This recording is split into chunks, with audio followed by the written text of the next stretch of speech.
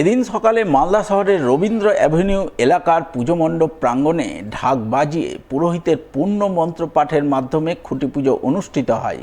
খুঁটি পুজোয় সামিল হন সমস্ত ক্লাব সদস্য সহ স্থানীয় 17 নম্বর ওয়ার্ডের কাউন্সিলর শুভময় বসু। তাদের উপস্থিতিতে ধর্মীয় আচার অনুশাসন মেনে 75তম বর্ষের দুর্গাপুজোর খুঁটি পুজো পর্ব সুসম্পন্ন হয়।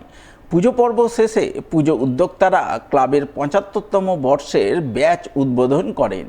স্থানীয় কাউন্সিলর শুভময় বসু জানান, এবছর ইউনাইটেড ইয়ংসের 75তম বর্ষের পুজো, তাই বিশেষ চমক থাকছে এবারের পুজোয়। পুজোর থিম আলোকের ঝর্ণাধারায়, যা দর্শক মহলে সাড়া ফেলবে।